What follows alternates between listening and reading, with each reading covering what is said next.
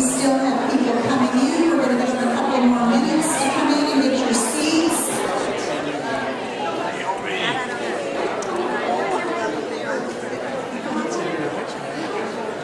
Very excited.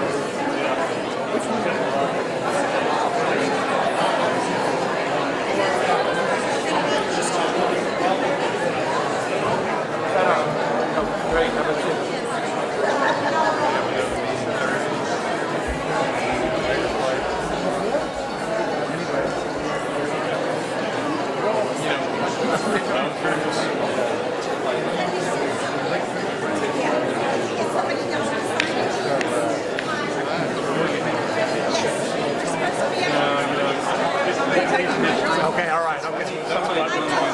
Okay, well then we visit. Okay. Hey, Mike. Reserved, but you want to go sit right there, maybe? Nothing like a little promo, handy wing.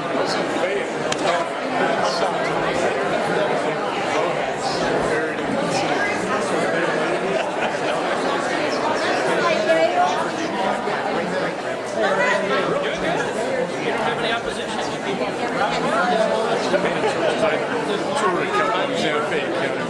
Please don't do that. Michael! How you doing?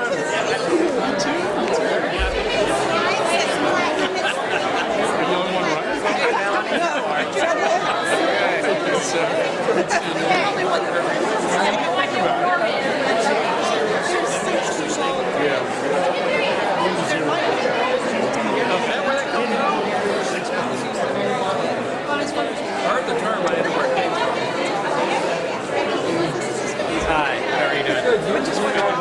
Good to meet you. SD 17?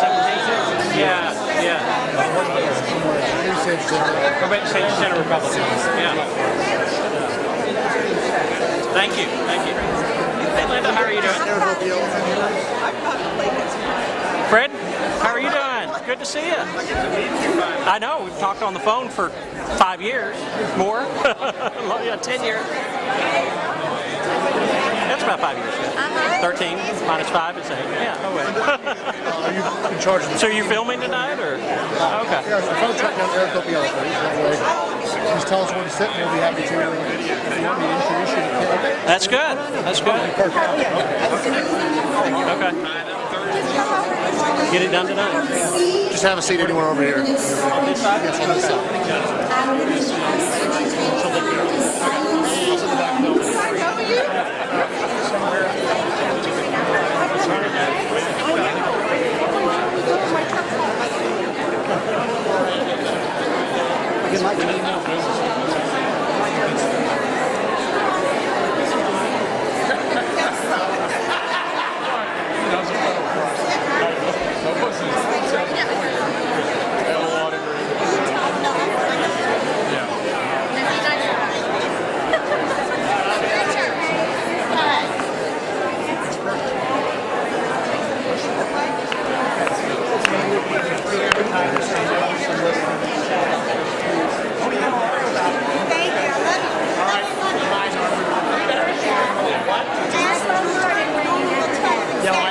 That was it.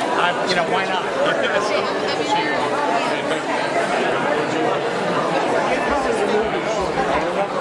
Michael, I did hard to move it. Okay, good.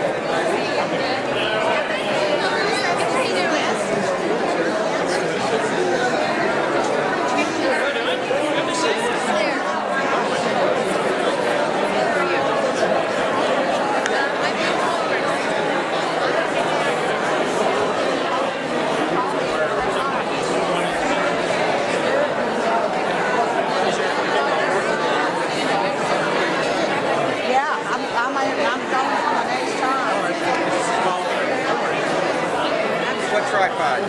Hi, how are you? Get in the picture. Get in the picture. Look, redheads. Well,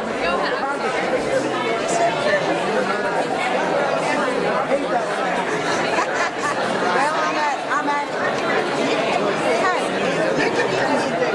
you can even run ahead of me and I'll be okay. I'm seeing somebody.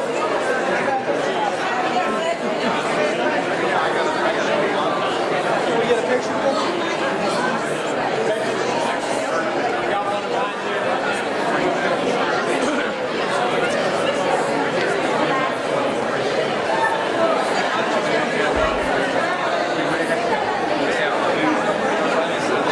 Ladies and gentlemen, would you take your seats?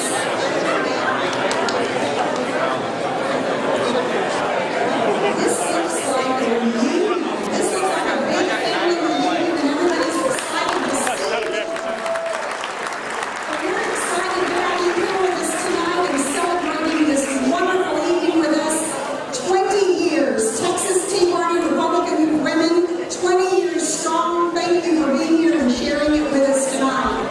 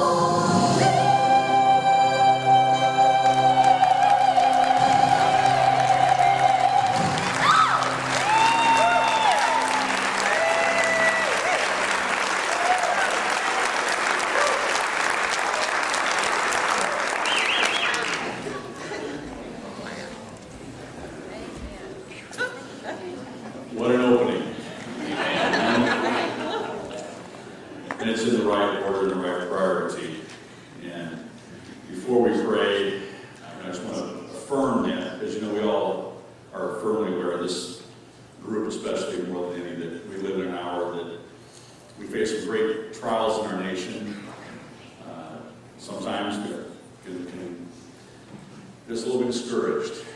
And we look around, and sometimes we seem to be winning a few, losing a few. But that reminds us that, our job is simply to be faithful, isn't it? And the Lord's Prayer is such a great reminder of the priorities of what really is, whether we choose to accept it or not. The other Lord's Prayer, how many of you know there's another Lord's Prayer? Okay. The other Lord's Prayer, and I urge you to go just read this when you get a chance. That's out of John 17. And after Jesus had finished teaching the disciples, after the Last Supper, he prayed. And he prayed to the Father, a very extensive prayer through those last verses of John 17, before they went off to the garden. He prayed for those who God had given him, affirmed all that God had given him, all authority over all flesh. He had given him his name, given him the work to do, and now he'd given them the work to do. Now he's praying for his people, all those following it, and that passage closes with, and I don't just pray for those here, but I pray for all those who will believe in the word that I send them. So that through those, that as they went out from that moment, all those sent through today, and we now, I like to use the analogy of a baton, of a relay race. Those of you poor individuals like myself who ran that relay race in high school and track, remember the pain and agony of that. But you remember the most important part of that relay race, right? After you'd run your heart out to make sure your leg was good, is that handoff, right? So we're all right now running with the baton for this moment, and our call is simply to give our last breath to cross that point where we hand that baton off. So that means we've still got work to do. But at the end of the day, most importantly, is that we can't do it on our own strength. One of my favorite verses in Proverbs says, "The horse is prepared for the day of battle, but what? Victory is of the Lord." So let's call on him right now. And I'd like to dedicate this night and pray for our nation. Father, we come before you with grateful hearts tonight. We are grateful for the awesome privilege and the blessing that we have been given in the freedoms that we enjoy, that have been bought and paid for by the literal lives and the blood of so many that have gone before us. Those that are serving us right now at this very moment, out in harm's way on foreign soil. Those that are first responders here on domestic soil, that are out putting their lives on the line every day. We also recognize that freedom is a tenuous thing, and it must be re-earned and rebought, repurchased in every generation. And we acknowledge that we have much to repent for, that on our watch, that we have watched the freedoms erode, we have watched the foundations be weakened, we have watched truth be diminished and lies be elevated. And we just ask for your forgiveness, first of all, and we ask also now for your blessing. We ask for your wisdom, for the courage to do what must be done, to go out from here and every day, willing to lay down our lives, to take up our cross daily, to die to self, and all the weaknesses of our flesh, all the temptations to do the easy thing, and that we will persevere, we will do the hard thing, we will go the extra mile. And as we do that, as we do it in your name, and as we reference or we recognize our best efforts aren't enough, but if we do our part, we know that you are faithful. We believe with all of our hearts that if we seek first your kingdom and your righteousness, that all these other things that we seek or will be given, we believe that we can see a reformation in this nation. We believe we can see this nation turned back to you, freedoms restored, government put back in place where it belongs in its limited role, the family rebuilt, and moral virtue once again be elevated. So we give you thanks for that. Dedicate this evening to you for your blessing over everything that is said and done, every person or here. They will go out to serve you faithfully. In Jesus' name we pray. Amen. Amen.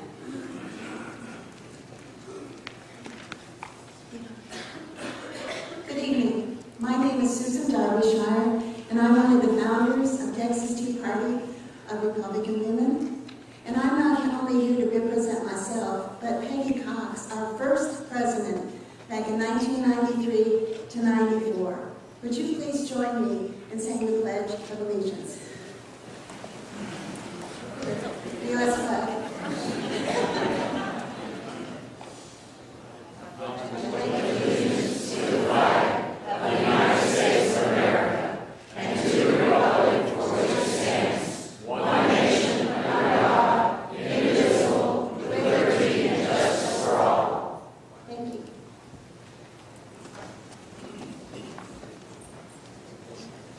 I'm Betty Anderson. I was president of Texas Tea Party Republican Women in 2005. My husband's here somewhere in the crowd. And I do want to thank him because I really couldn't, there he is, the tallest, one of the tallest guys in the room. And he's president of Grace School of Theology. And I can tell you that I could not have been president and couldn't do the volunteer work that I do if it weren't for his support.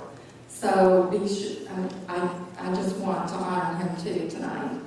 And I'm here to lead as we say the pledge to the Texas flag.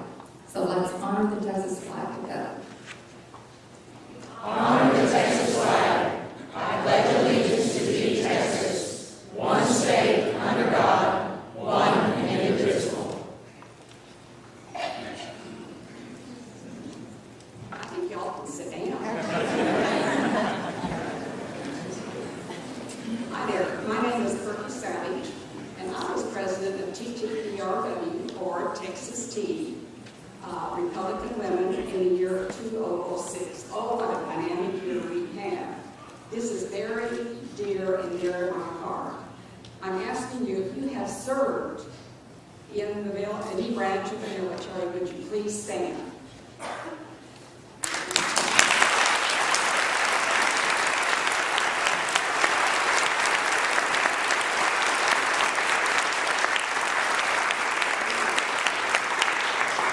And then, if you are currently serving, would you please stand and let us recognize you?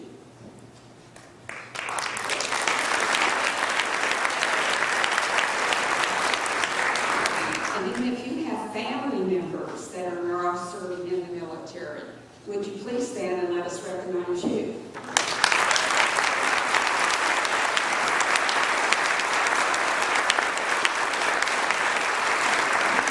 All those that have stood to remain seated, and let's all stand and applaud them.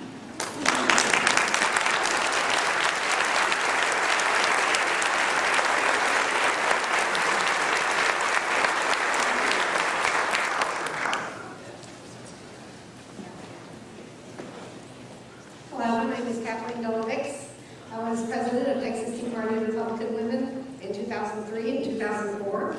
And I would like to take a moment to honor our first responders. The first responders of Harris County spend a lot of time taking care of each and every one of the citizens of Harris County. And if you're a first responder of any type in Harris County, please stand and let us honor you.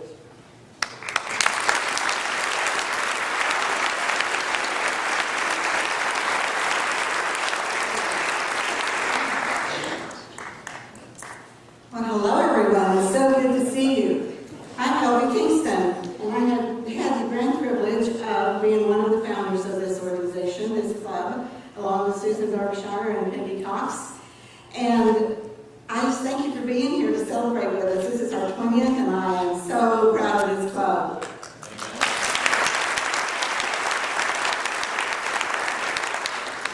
I served as president in 1999 through 2000, and then again 2008 to 2009, and no, I don't want to serve again.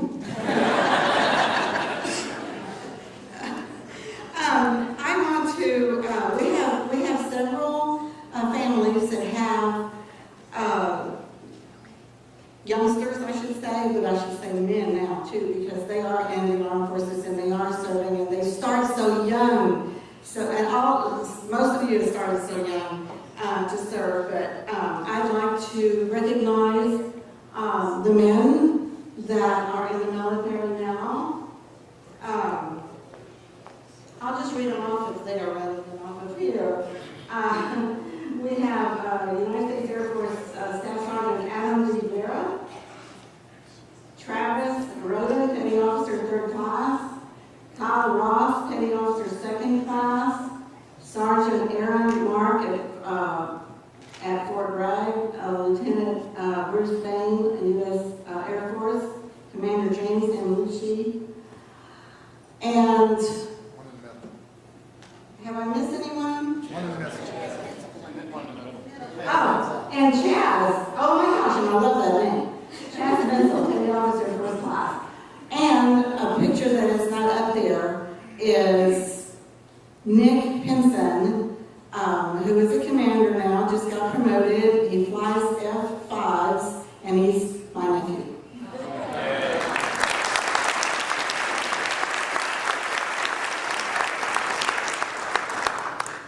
Hello, my name is Debbie Brittle, and I was president of Texas Tea Party Republican Women in 2001 and 2002. We have,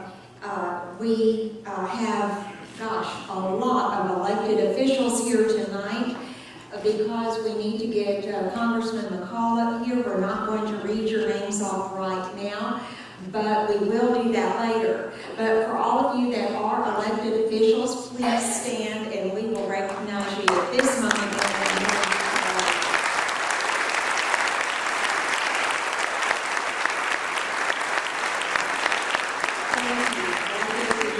Thank you for serving us and for serving our great state of Texas and our county.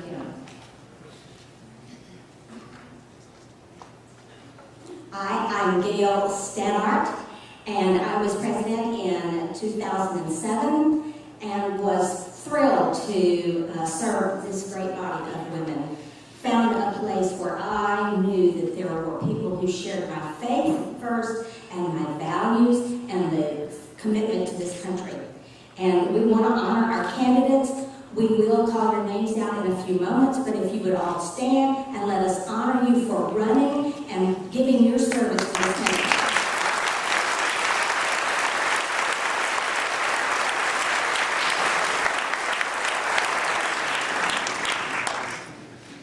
Howdy.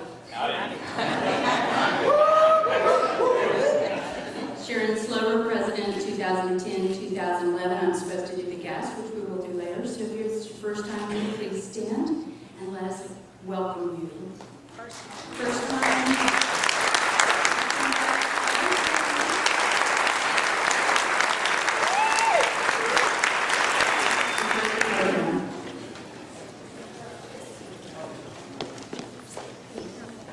Good evening, folks. Thank you. My name is Jared Brookville, and I chair the Harris County Republican Party. I think we ought to start this off right by giving these former presidents a very big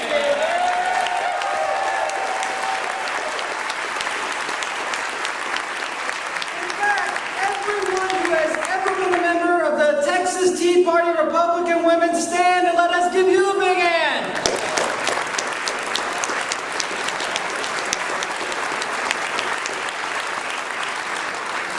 The reason why half this room is full of elected officials and candidates is because they all understand and appreciate that the heart and soul of the Republican Party is its Republican women, isn't it? Yes.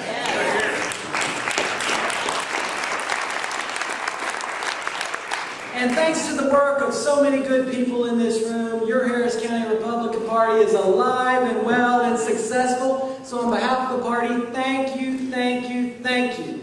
And tonight we have a very, very special guest who is from the 10th Congressional District, but he came down from Washington just because he understood, like all of these elected officials that are here tonight, how important this particular group is and the commitment and sacrifice they have made to make sure that conservative Republican values are promoted from election cycle to election cycle. Congressman Mike McCall really needs no introduction. He's someone who is no stranger to this club. He is someone who is no stranger to the 10th Congressional District or to Harris County.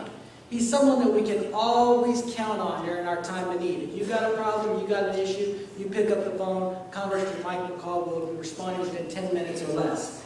He's someone that I on a personal level, just think the world of because he's always been a good friend of the local Republican Party. As most of you know, he's in his 5th term as a congressman from He was recently in the 113th Congress chosen to be the chair, where he serves as chair of the House Committee on Homeland Security. What a big job and responsibility. Let's give him a big hand for that. And despite the Obama administration's effort, he is doing everything he can to keep our country safe. Congressman, thank you. In the 112th Congress, he served as chairman of the Oversight and Investigation Subcommittee. He is someone you consistently see on Face the Nation, Meet the Press, and he's always a strong conservative voice. He's not someone you have to be watching to see how they're going to vote. You know how he's going to vote. He's going to go vote conservative time and time again. He's someone who doesn't put his finger in the wind to see which way to go. He has core values, beliefs, and convictions that guide him, and that's one of the reasons that we're so proud of him and all that he does. He is the chief of the, before going to Congress, he was chief of the I guess it was the Center for Terrorism and National Security in the U.S. Attorney's Office. He has a wonderful, wonderful family. He is a graduate of St. Mary's University School of Law, where they will be actually presenting his portrait next Wednesday, which is a big honor at the law school. Let's give a big, warm welcome to our good friend, Congressman Michael Earl.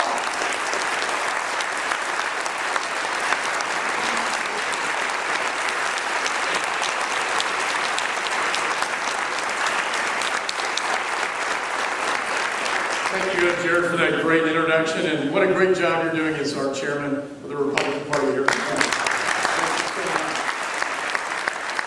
And we want to thank the founding women of this great organization, the original Tea Party of Texas. You know, you were the Tea Party before it was cool to be the Tea Party. Isn't that great? I'm just proud to be back home, to be honest with you, out of the chaos of Washington, back home in the chaos of my own home, with 5 kids, including triplets that are turning 12, and 2 teenage daughters.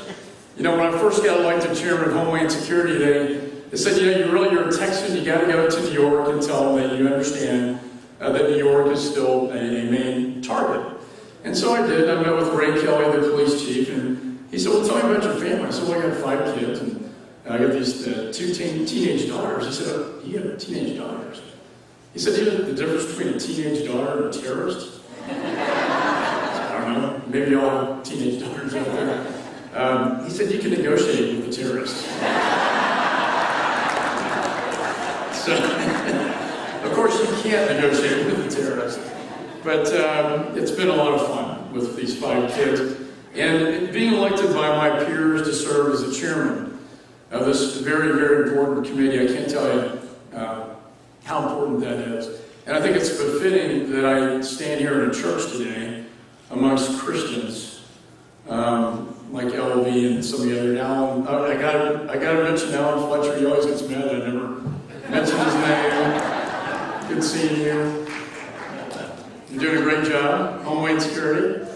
But I think it's fitting sitting here in a church because I think we all have a divine purpose and plan in life that God has for us to achieve our potential. I have devoted my entire career to security issues. And I think, for some reason, I think God put me there at the right time, in the right place, when there were so many important issues and threats to the security of the United States, and particularly with this president in office. Let's hope that Sheila Jackson Lee is not the next Secretary of Homeland Security. That would be a threat in and of itself.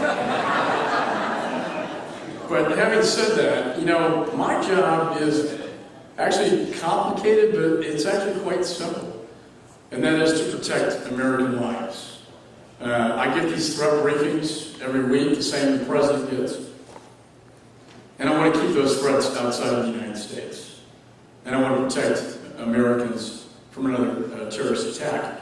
And I want to talk a little bit in the limited time I have about what I see as a dangerous course of action by this president. And it's what I call the narrative. And the narrative goes something like this. We don't mention the word radical Islam.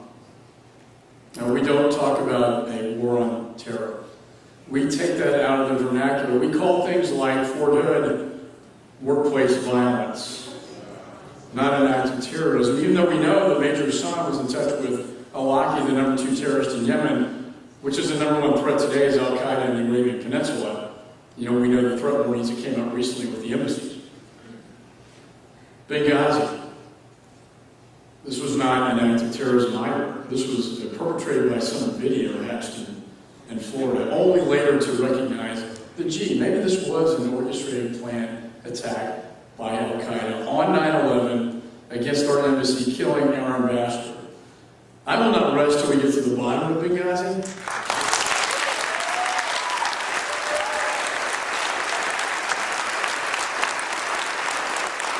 I have personally talked to the speaker to say we need to appoint a select committee to raise the stats from the profile to get to the bottom of what happened.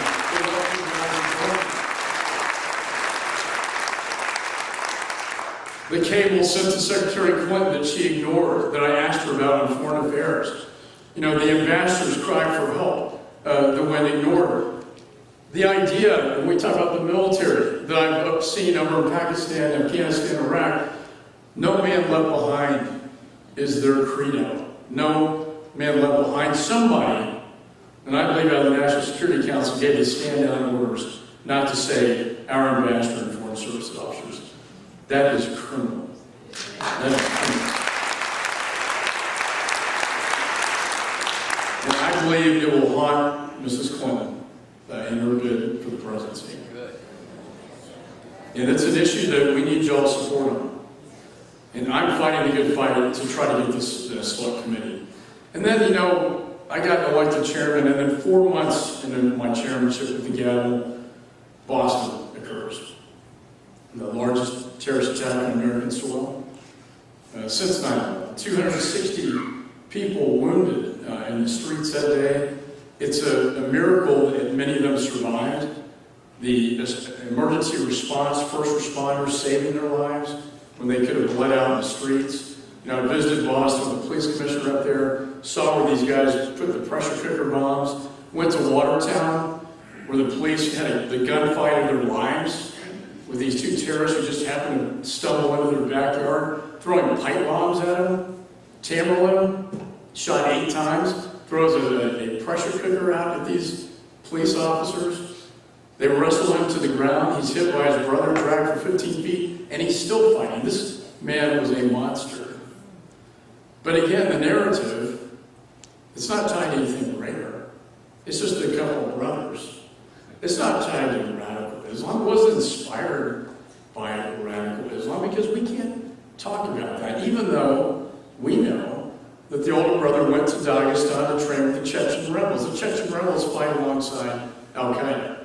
They killed a constituent son of mine in Fallujah, in Iraq. They were some of the fiercest fighters. So why this narrative? Why can't we call the MA for what it is?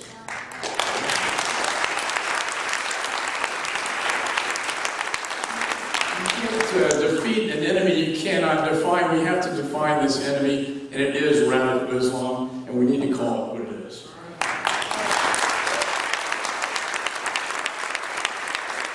And that's why I believe I was bitter, because I see it.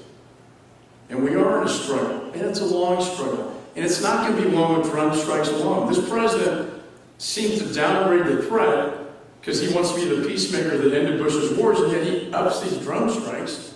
That's not going to kill an ideology alone. It is an effective tool, but it's not the only tool.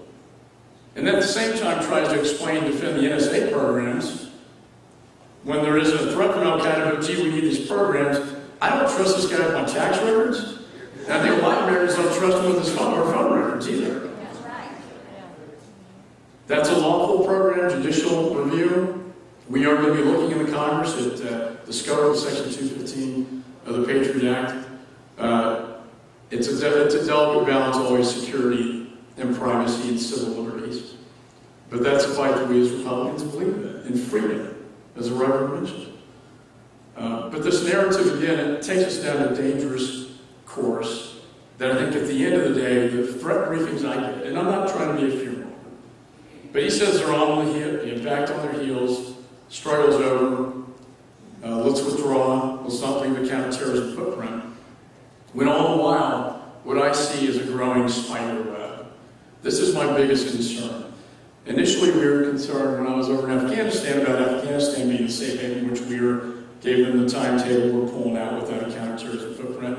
Pakistan is a big safe haven. But what's happened since then? This Arab Spring, I call it an Arab winter. The Arab winter is setting in, and it has set the roots for a spider web of radical Islamists throughout northern Africa. We saw the Muslim Brotherhood take over Egypt. We see them in Mali. We see them in Syria. Syria is becoming Mecca for the jihadists. And whenever you have that, you have a direct threat to the homeland. These prison outbreaks, thousands of terrorists being broken into jails in Pakistan, in Benghazi, in Afghanistan, are all over the Middle East. So those threats, we need to keep outside the United States. But what is our last line of defense?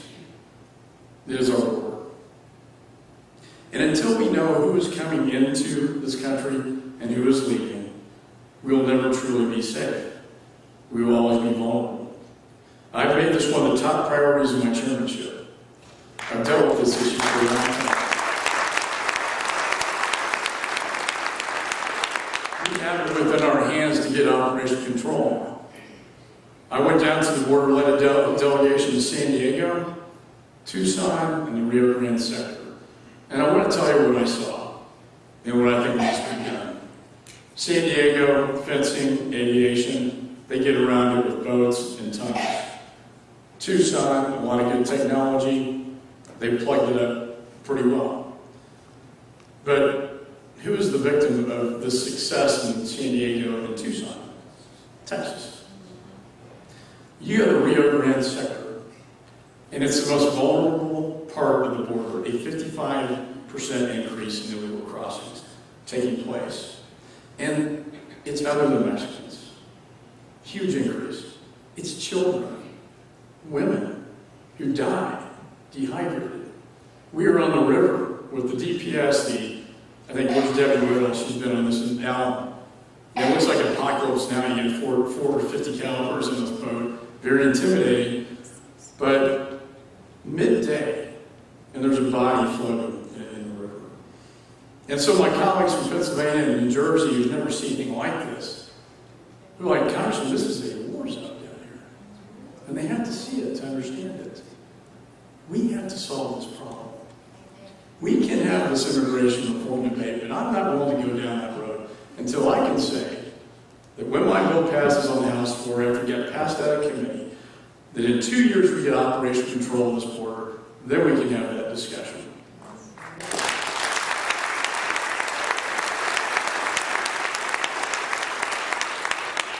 So the stakes are high.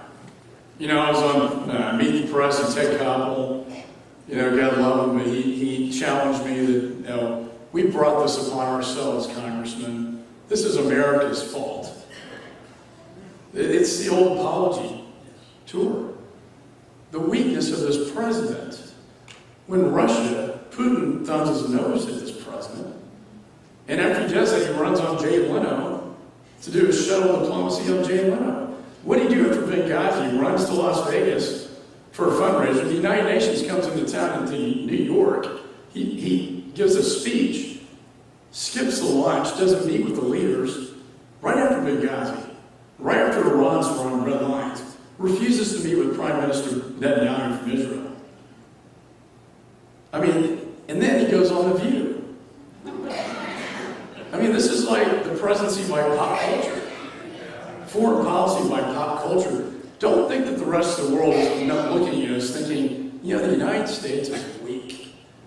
We are not negotiating out of strength anymore. We have no diplomacy out of strength anymore, like Reagan did. God, we need to have somebody like Reagan back.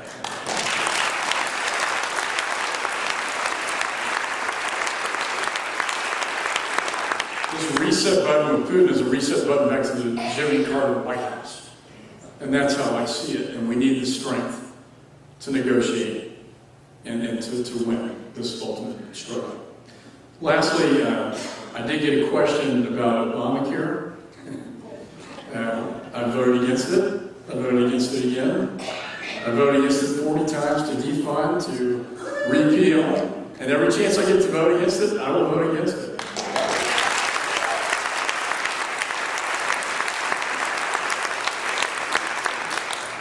But the height of hypocrisy is when the administration comes out and says, you know what?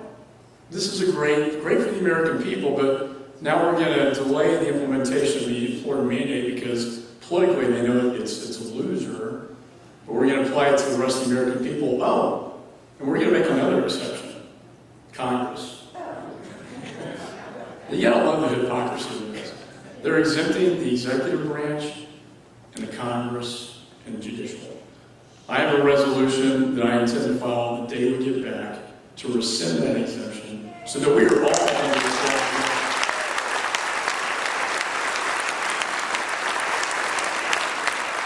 And it was such a great idea by the president, then why doesn't he have his own executive branch under it? It was such a great idea for Nancy Pelosi, why isn't the Congress under this law? That's just wrong. And that's what's really, in essence, what's wrong with the government today and why people don't trust the government. Because they do things like that. The arrogance of power, that the law doesn't apply to the ruling class, the elite, but it does apply to the common people. So just know that I fight the good fight for you every day. It's not always easy. I hope the next election cycle will bring us better numbers. It's frustrating when we govern in the House and the Senate doesn't do anything and the White House won't do anything at all. And I just want to leave with, I always talk about my father's example. He's a World War II veteran, bombardier, 35 bombing missions, and his generation, they're all leaving us, but truly the greatest. Great Depression, humble, sense of humor. Sometimes we miss that. Politicians today, elected officials, to have a little bit of humility. And what they did for this country, at one of its, as Churchill said, one of its finest hours and darkest hours, was truly remarkable. And that legacy is one that I want to try to hand down as best I can for my dad, for the benefit of the American people. At the end of the day, as we sit in this church, when we're all sitting on our deathbeds, it's, did I make a difference in life? What did I do to make this world a better place?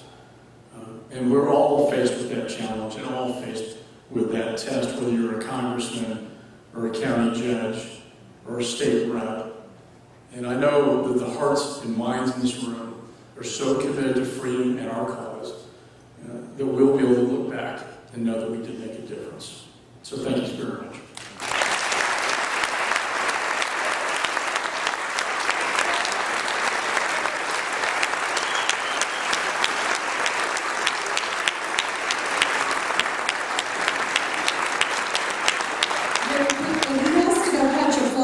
Washington, but if I can have the past presidents real quick, we want to get one picture with you.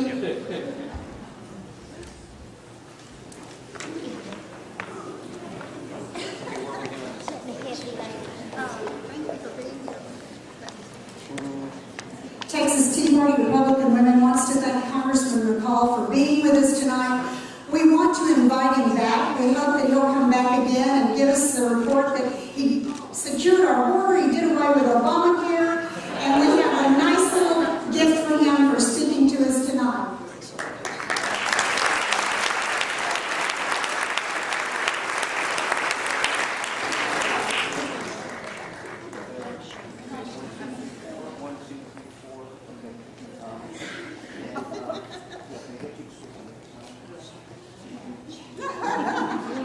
Short people in front, so no short people.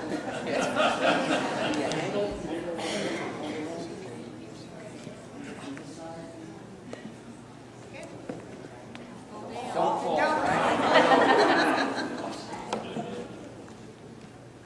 Sorry, guys.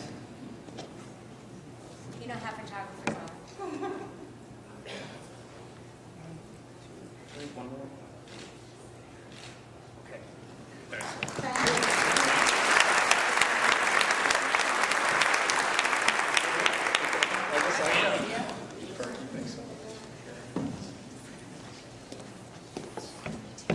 You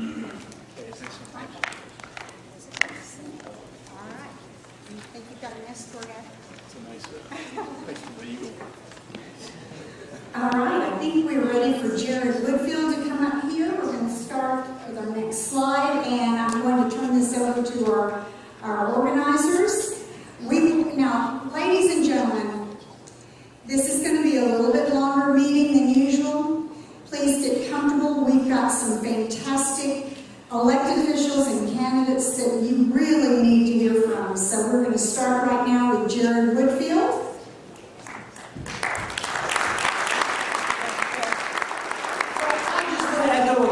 I said earlier, I want to thank you. It's an honor to serve as your Harris County Republican Party chairman.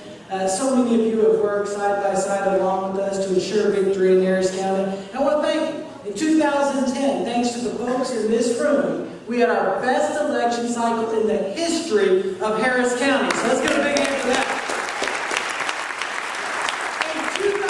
In 2012, working together, when the rest of the country was falling to the Obama way, every single incumbent in Harris County won, and we took out 7 of the incumbents, Democrats, who came in 2008. Thank you. In 2012, thanks to your hard work, we had 60,000 more straight ticket voters than we had in 2008. Senator Cruz won Harris County, but we still have a lot of work in front of us, folks. And as most of you know, after an election cycle, when you lose at the national level, what do you hear? Well, everybody says the party needs to become more liberal, more moderate. Well, I promise you this, folks, that is the quickest way for us to become a minority party at the national level. And so I want to encourage you tonight, before I leave during the 30 minutes that I have. 3 minutes that I have. I want to encourage you tonight to be loud and proud of your conservative beliefs and values. Do not sacrifice what you believe on the altar of political correctness. Because what we see out there is a whole group of folks. When you stand up and say marriage is between a man and a woman, what do they say? They say you're homophobic. When you talk about securing the border, they say, well, you're racist. When you stand up and say life is sacred from conception till death, they call you anti-woman. Well, our party will continue to stand for those principles as long as I'm its chairman. Thank you guys for all you've done for our party, and I look forward to working with you for 2 more years, and I ask for your support.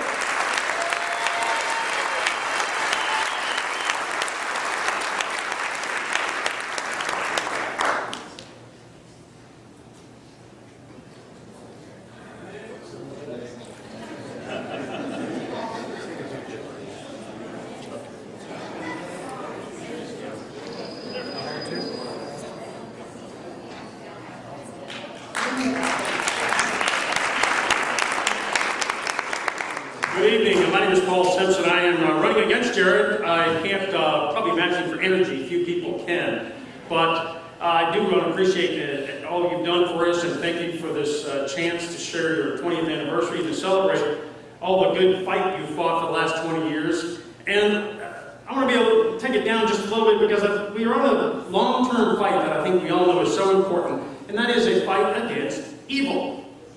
We know we're in a fight against evil, and we've seen evil. We saw evil this summer in orange-shirted, howling mobs who invaded the Capitol in Austin. We've seen evil in the IRS, targeting conservative groups, Tea Parties, pro-life groups. We've seen evil at work, attacking all our institutions, our families, our churches, even the Boy Scouts. The institutions that preserve our liberty have been under attack by the left and by evil. And we now also see evil advancing relentlessly, even here in Harris County, making gains steadily election after election. I know you can cite some statistic to claim that we're doing well, but we're not. We know we've been losing, that we lost the top of the ticket the last 3 elections. We've been losing ground for some time among Harris County's 1.9 million voters. That's how many folks we've got to deal with. And now, of course, Battleground Texas is here. The last year long, Battleground Texas has registered hundreds of thousands of voters. Battleground Texas is raising millions of dollars. We cannot let this continue. We can't pretend things are going our way. We can't hide our heads in the sand. And we can't keep riding the same train on the same track and think it's going to change direction. So folks, we must turn the tide now, and that's why I'm running for Harris County Republican Party Chair. I've spent my life fighting the left. Just most recently, 3 years ago, I co-founded a group called Harris County Conservatives in Action. We're a volunteer group. We provide tools and training to our activists to help elect conservatives across Harris County. Real differences we're making on the ground. We need to restore those grassroots efforts. I co-founded a coalition this year to help elect Republicans in Harris County and in the cities, in the spots where the Democrats have so long controlled the offices. We need to win those offices now to keep Harris County Republican. I even took the fight to Washington this summer, working with Tea Party groups and members of Congress to rein in the IRS. I want to take this fight and continue this fight across Harris County for you to be your county chair the next cycle. We need real reform to restore this party to the grassroots and restore us to control and make Harris County permanently Republican. I ask for your vote. I ask for your support in the primary. That's Paul Simpson, Harris County Republican Party chair. Thank you.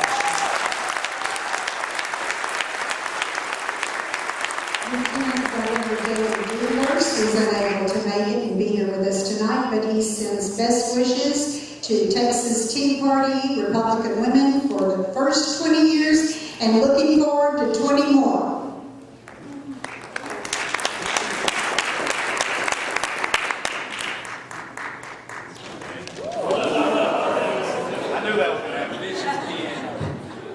I'm going to make this short and sweet because I don't think anybody came here to see me except maybe Paul Betancourt, right, Paul? You were on radio already once.